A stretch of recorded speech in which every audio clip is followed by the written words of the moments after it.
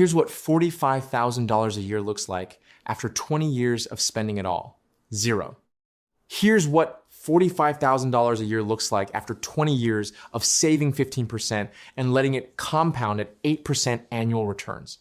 $228,000. Same salary, same person, different brain. The difference between being broke at 55 and having $250,000 in the bank isn't your paycheck. It's whether you understand the mathematics of staying poor. Because here's the thing, most people don't have an income problem. They have a leak problem. And until you plug the leaks, no raise is going to save you. I'm going to explain how wealth actually gets built on a small salary, not through crypto memes or side hustle fantasies, but through systems that exploit basic human psychology against itself. And I'm going to show you why the same behavior that keeps you comfortable today is mathematically guaranteed to keep you broke forever. By the way, I built a free early retirement calculator because most online ones are mathematically wrong. It uses BlackRock and Vanguard logic to expose the weak points in your plan, and I only ask for your email to send the report, so I don't store any of your financial data. Link in the description. Think of your finances as a machine. Not a complicated machine, a simple one with 3 parts. Money comes in through one pipe. Money sits in a tank where it either grows or shrinks. Money flows out through a dozen small holes you probably don't even see. Most people focus obsessively on the input pipe. They want a bigger salary, a better job, a raise, a promotion. And sure, more input helps. But if your tank has holes the size of car payments and DoorDash orders and subscription services you forgot you signed up for, it doesn't matter how much comes in. The tank never fills. The machine never builds pressure. You're just running faster on the same treadmill, watching the water pour in and immediately drain out, wondering why you're not getting anywhere. The real game isn't about the input pipe. It's about plugging the leaks and letting the tank fill until the machine starts generating its own pressure. That pressure is called compound interest, and it's the only force powerful enough to turn a small salary into actual wealth. Here's where it gets interesting. The first $100,000 you accumulate is absolutely miserable. I'm not going to sugarcoat this. It's slow, it's boring, and it requires you to do things that will make you look weird to people who are broke. You'll skip the vacation everyone else takes. You'll drive a car that's paid off while your coworker finances a brand new SUV. You'll say no to dinners that cost $60 when you could make the same meal for $12. And you'll do this for years while everyone around you thinks you're being cheap. But here's the math that makes it worth it. That first $100,000 invested at 10% annual returns becomes $110,000 after year 1, then $121,000, then $133,000. By year 20, without you adding a single dollar, it's $672,000. The machine is running on its own. But getting to that $100,000 first, that's where most people quit. Because the first year, saving $5,000 only gets you to $5,000. It doesn't feel like progress. It feels pointless. So they stop, buy something that makes them feel successful right now, and stay broke forever. The pain of discipline weighs ounces. The pain of regret weighs tons. Pick one. Now you're thinking, $100,000 sounds impossible on my salary. Fine. Start with 50. Start with 20. The amount doesn't matter yet. What matters is that you reverse the order of operations. Right now, you're paying everyone else first. Rent, car payment, credit cards, Netflix, Spotify, takeout, Amazon orders, whatever. And then, if there's anything left, maybe you save it. That's backwards. And that's why you're not getting anywhere. Pay yourself first, even if it's $10, even if it feels ridiculous, because wealth doesn't start with money. It starts with the habit of treating your future self like a creditor who cannot be ignored. Think about it this way. When you owe your landlord money, what happens if you don't pay? Eviction notices, late fees, consequences you can't avoid. But when you owe your future self money, you let it slide like it doesn't matter. And there is a penalty for that. It just shows up 20 years later when you have nothing saved and no options left. Here's the first escalation nobody talks about. Your brain is wired to betray you. Specifically, your brain is wired for immediate rewards in environments of scarcity. 10,000 years ago, that made sense. If you found food, you ate it. You didn't save it for next month because next month you might be dead. But we don't live in that world anymore. We live in a world of abundance with ice cream and credit cards and one-click purchasing. And your brain still thinks it's on the savannah. So every time you feel the urge to buy something you don't need, that's not a character flaw. That's 10,000 years of evolution screaming at you to consume now because tomorrow is uncertain. The people who get rich aren't smarter than you. They just built systems that remove the decision making. They automated the transfer from checking to savings the day their paycheck hits. They deleted the food delivery apps. They set up their environment so that doing the right thing requires zero willpower. Because willpower is a limited resource. It runs out by 3 p.m. on a Tuesday when you're tired and stressed. But automation doesn't get tired. It doesn't care how you feel. It just executes. Let me tell you about a guy I know who makes $52,000 a year. He's not special. He works in IT support. But 10 years ago, he set up a system. Every paycheck, $250, automatically moved to a separate bank account at a completely different institution with no debit card attached. He didn't think about it. He didn't debate it. The money just vanished before he could spend it. 10 years later, that account has $78,000 in it. Not because he was disciplined every single day, because he was disciplined once on the day he set up the automation. After that, the system took over. That's the second escalation.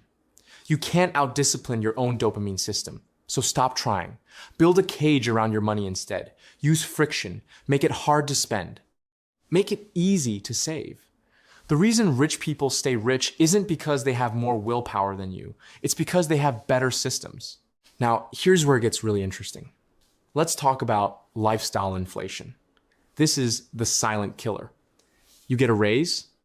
Let's say you go from $45,000 to $52,000. That's $7,000 more per year. Most people immediately upgrade their life to match. They move to a nicer apartment.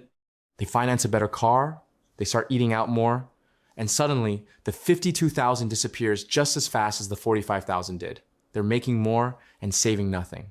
Charlie Munger's business partner lived in the same house for 70 years with no air conditioning. The guy eventually had $2 billion. He could have bought any house he wanted. He chose not to. And he watched his wealthy friends build bigger, fancier houses. You know what he observed? They became less happy. Not happier, less happy. Because every upgrade came with higher maintenance, higher property taxes, higher expectations, less freedom. Rich people look poor. Poor people look rich. That's not a cute saying. That's an empirical observation. The neighbor with the luxury lease and the designer clothes, they're not winning. They're performing. And that performance costs them their future every single month. Meanwhile, the millionaire drives a 10-year-old Honda, and you'd never know they had money because they don't need you to know. They already have what matters, which is options. Here's a third escalation, and this one's uncomfortable. If you're carrying credit card debt, you're paying 18% interest. Let me say that differently. You are trying to build wealth while someone else extracts wealth from you at 18% per year. That's mathematically impossible. You cannot win that game. Charlie Munger said there are only 3 ways a smart person can go broke: liquor, ladies, and leverage. The third one is debt. You borrow money to buy things you don't need to impress people who don't care, and you lock yourself into years of payments that prevent you from ever building anything. I'll make an exception for a mortgage on a modest house. That's it. Everything else, if you can't pay cash, you can't afford it. And before you complain that nobody can live that way anymore, you're right. Nobody can live that way and also maintain the lifestyle you think you deserve. So pick one: lifestyle now or freedom later. You don't get both. Here's another rule that will save you from countless mistakes. Anytime anybody offers you anything with a big commission and a 200-page prospectus, don't buy it. This applies to timeshares, whole life insurance, actively managed funds with high fees, anything that requires a salesperson to convince you it's a good idea. You'll occasionally be wrong, but over a lifetime, you'll be way ahead and you'll avoid a lot of misery. Let me give you a case study with real numbers. Meet Sarah. She's 32, makes $48,000 a year. She tracked her spending for 30 days and realized she was spending $340 a month on things she couldn't even remember. Coffee, convenience store runs, Target trips for one thing that became $47, food delivery. She cut that by half, just half. $170 a month redirected into a Roth IRA invested in a low-cost S&P 500 index fund. Assuming 8% annual returns, by the time she's 65, that one change is worth $386,000. Not because she earned more, because she plugged one leak. You think you have a money problem. You don't. You have a clarity problem. You don't know where your money goes. It just vanishes. Track every dollar for 30 days. I don't care how. App, spreadsheet, notebook. Just track it. Because when you see your spending in black and white, you can't lie to yourself anymore. And most people don't want awareness because awareness is uncomfortable. They'd rather stay confused and blame their salary. But here's what happens when you start tracking. You realize you're not actually broke. You're just spending money on things that don't matter. And once you see it clearly, you can't unsee it. Every stupid purchase becomes obvious. Every waste becomes painful. And that pain is what creates change. Now here's the fourth escalation, the one that separates people who retire comfortably from people who work until they die. Compound interest. Most people have no idea how powerful this force is because they've never given it time to work. Understanding both the power of compound interest and the difficulty of getting it is the heart and soul of understanding money. The first rule of compounding is never interrupt it unnecessarily. When you pull money out of investments to buy something you want, you're not just spending that money. You're spending all the future growth that money would have created. You're killing the machine before it has a chance to build pressure. The big money is not in the buying or the selling. It's in the waiting. And most people cannot stand to wait. If you didn't get the deferred gratification gene, you've got to work very hard to overcome that. Because without it, you'll chase quick wins your entire life and end up with nothing. Look at Berkshire Hathaway. If you took out their top 15 decisions over 60 years, they'd have a pretty average record. It wasn't hyperactivity.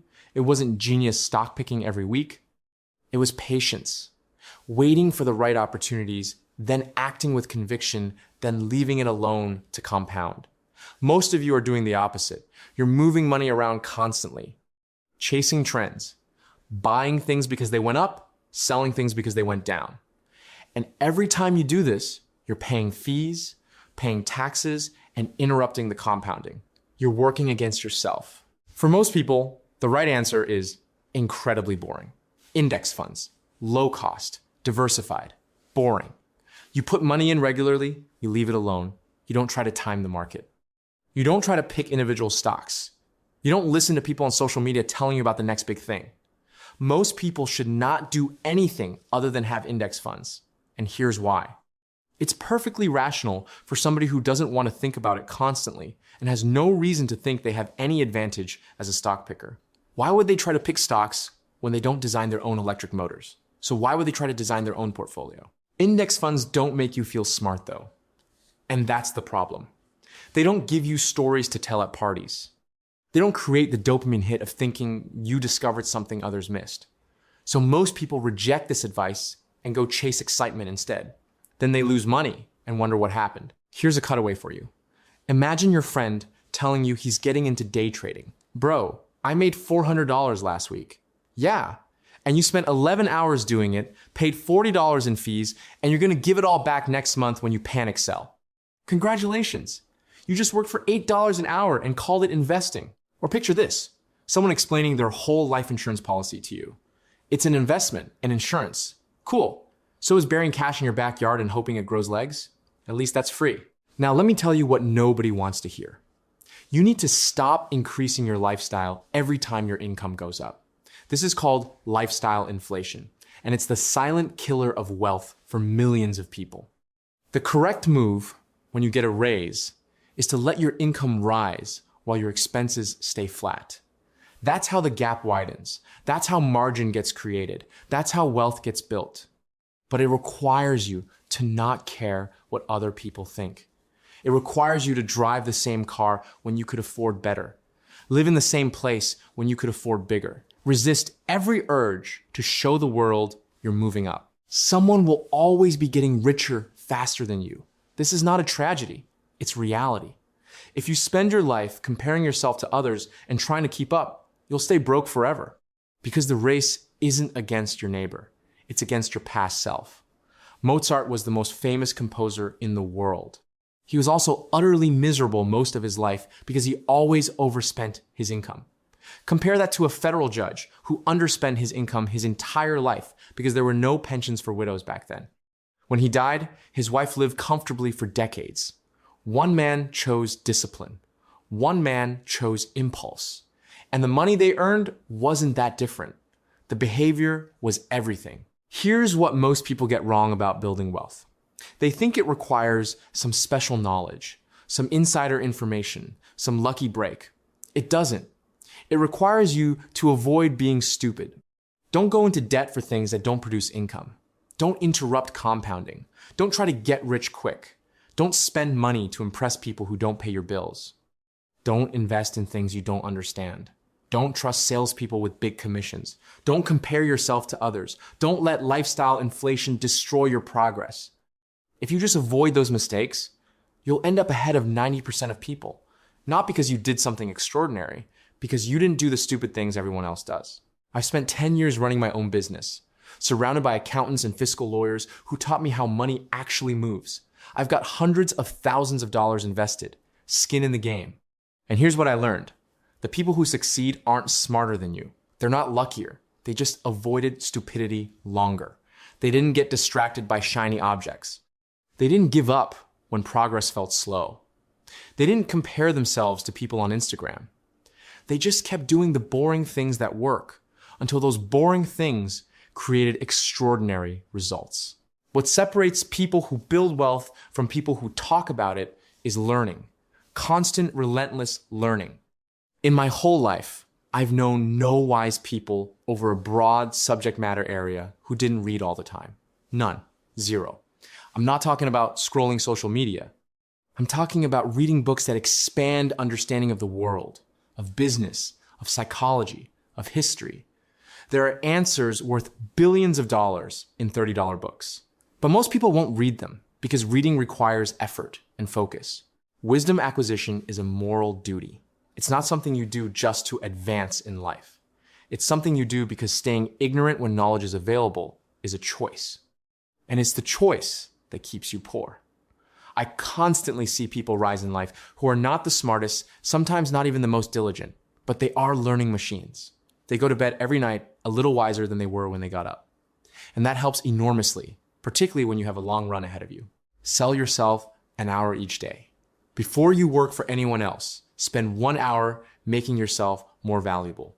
Reading, learning, practicing a skill. Studying something that increases what you're worth to the marketplace. Most people won't do this. They'll say they're too tired in the morning.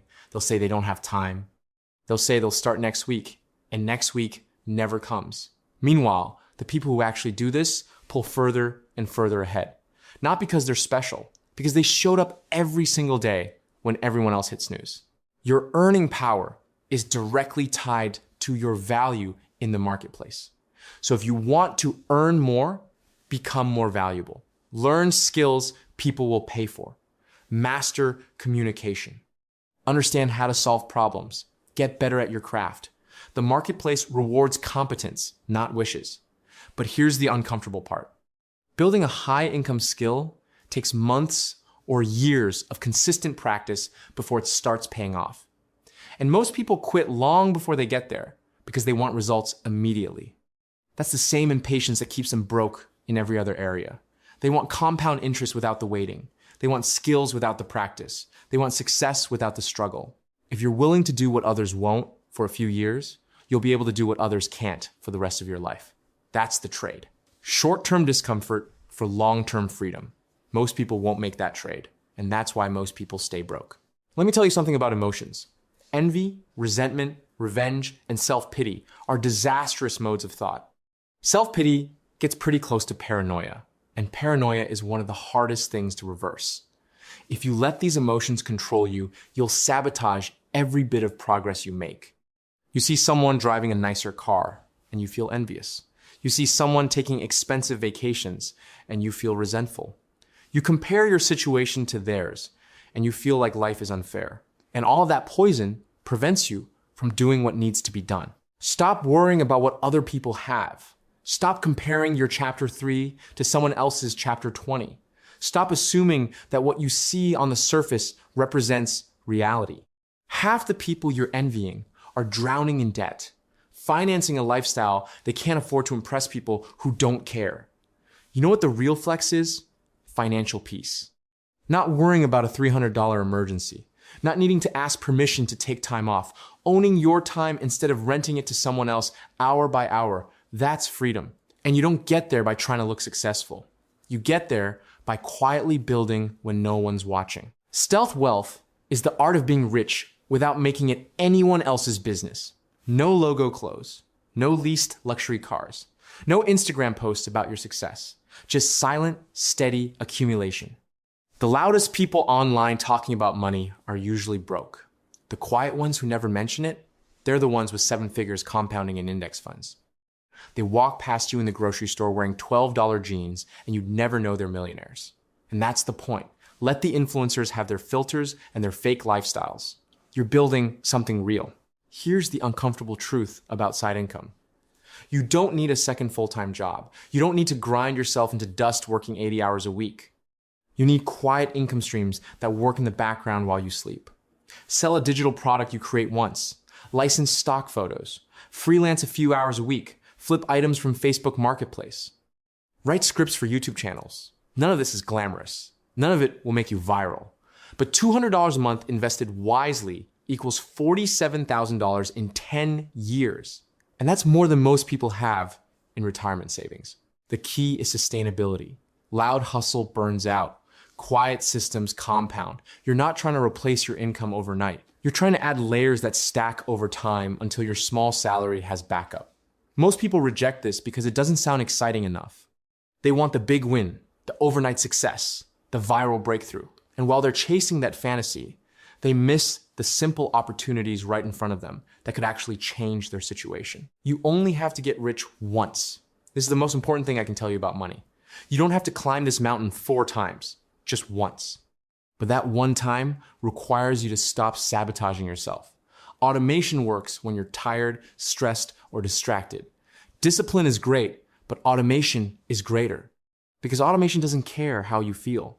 It just executes day after day, month after month, year after year. While everyone else is trying to stay motivated, your system is building wealth in the background, whether you think about it or not. Wealth is not built through one decision. It's built through a series of small decisions made consistently over decades. Pay yourself first. Track your spending. Avoid debt. Don't interrupt compounding. Keep learning. Control lifestyle inflation. Build income streams. Automate everything. None of these individually will make you rich next month. But all of them together, applied consistently for 10 or 20 years, will completely transform your financial life. You'll go from living paycheck to paycheck to having options. From anxious to calm. From dependent to free. Lazy investing built more fortune than crypto memes. The people who got rich weren't the ones chasing excitement. They were the ones who set up boring systems and then had the discipline to leave them alone. They didn't get distracted. They didn't give up. They didn't compare. They just kept doing the simple things that compound until those simple things created extraordinary outcomes. So here are your 3 takeaways. First, build the machine before you try to enjoy the output. That first 100,000 is miserable to accumulate, but it's the foundation everything else is built on. Automate the transfers. Remove the temptation. Pay yourself first and make it non-negotiable. Second, plug the leaks before you worry about the input. Track your spending for 30 days and you'll find $300 a month you didn't know you were wasting. That's worth $386,000 over 30 years. Third, avoid stupidity longer than you try to be brilliant. Don't take on high interest debt. Don't try to time the market. Don't interrupt compounding. Don't compare yourself to people performing success on social media. The boring path works. The exciting path bankrupts you. Your salary isn't the problem. Your behavior is. And behavior can be fixed starting right now. Stop waiting for the perfect time. Start with what you have where you are today. Pay yourself $50. Track your spending for 1 week. Cut 1 subscription. Automate 1 transfer. Small steps, boring steps. but steps that move you forward instead of keeping you stuck. The difference between retiring comfortably and working until you die isn't luck. It's whether you made hard choices when they were still optional, discipline now, or regret later. Pick one, because you're going to experience pain either way.